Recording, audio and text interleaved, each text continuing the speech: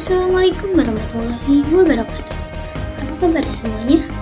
Bertemu lagi dengan saya Suci Ramdhani yang akan menemani Anda dalam 5 menit ke depan dalam acara berita terkini.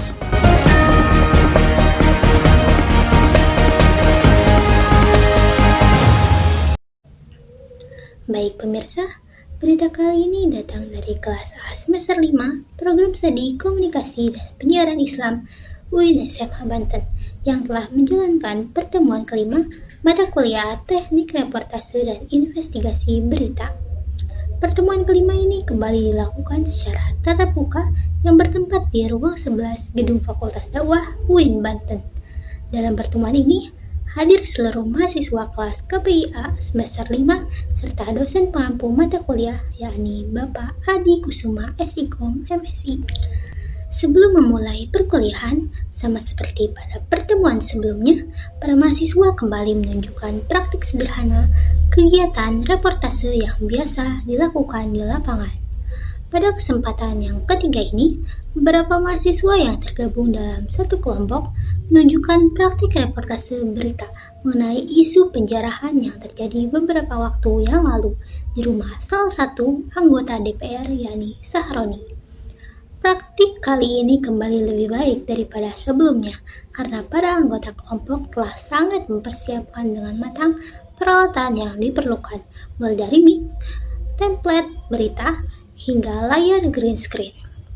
Penyampaian reporter dan narasumber pun cukup mengesankan menyerupai praktik sebenarnya di lapangan.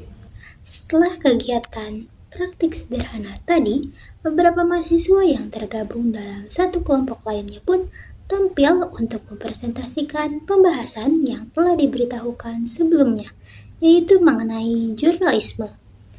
Jurnalisme sendiri adalah pengumpulan dan penyebaran informasi secara periodik atas peristiwa dan kejadian terkini, atau lebih tegasnya adalah seluruh kegiatan pengelolaan, penyuntingan, atau penulisan sebuah pemberitaan di koran, majalah harian, tabloid, dan sarana media cetak lainnya.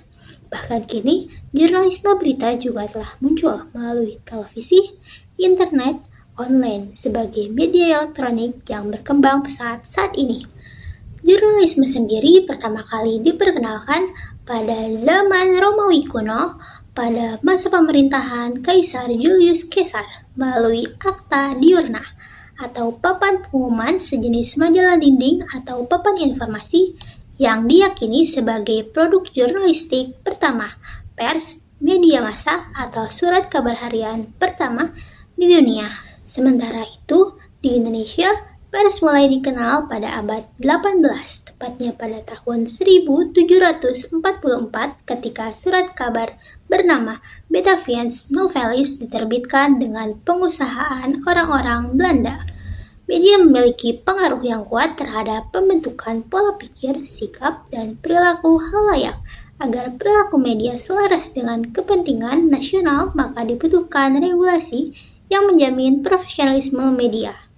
Regulasi sendiri adalah peraturan yang harus diikuti oleh media dalam menjalankan peran dan fungsinya di masyarakat. Regulasi dapat berbentuk peraturan yang ditetapkan pemerintah seperti undang-undang pers atau kode etik yang berupa keputusan organisasi profesi seperti kode etik jurnalistik. Regulasi yang mengatur pers di Indonesia adalah Undang-Undang Nomor 40 Tahun 1999 tentang pers. Dalam undang-undang ini disebutkan bahwa pers adalah lembaga sosial dan wahana komunikasi massa yang melaksanakan kegiatan jurnalistik meliputi mencari, memperoleh, memiliki, menyimpan, mengolah, dan menyampaikan informasi baik dalam bentuk tulisan, suara, gambar, serta data dan grafik maupun dalam bentuk lainnya dengan menggunakan media cetak, media elektronik, dan segala jenis saluran yang tersedia. Undang-undang pers ini memiliki pengaruh yang besar terhadap dunia jurnalistik di Indonesia, terutama dalam menjamin kebebasan pers, memberikan perlindungan hukum kepada jurnalis, serta meningkatkan profesionalisme media. Sementara itu, kode etik jurnalistik adalah seperangkat pedoman yang mengatur perilaku dan tanggung jawab jurnalis dalam menjalankan tugasnya.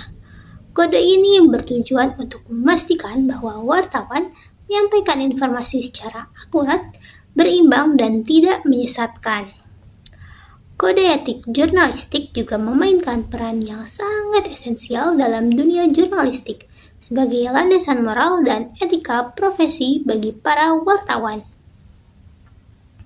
Peran utamanya adalah untuk menjamin kemerdekaan pers yang bertanggung jawab dan memenuhi hak publik untuk memperoleh informasi yang benar. Kode etik jurnalistik juga berfungsi sebagai pedoman operasional yang mengarahkan wartawan dalam menjalankan tugasnya, memastikan mereka bekerja secara profesional dan juga berintegrasi. Pentingnya regulasi yang mengatur aktivitas jurnalistik ini menjadi semakin jelas ketika kita melihat bagaimana pers dapat berperan ganda, di satu sisi sebagai pengontrol kekuasaan dan di sisi lain sebagai potensi alat propaganda jika tidak diatur dengan baik. Tanpa regulasi yang jelas, pers bisa dengan mudah menjadi instrumen bagi kepentingan politik, ekonomi, atau ideologi tertentu yang dapat merusak objektivitas dan integritas informasi yang disampaikan kepada para masyarakat.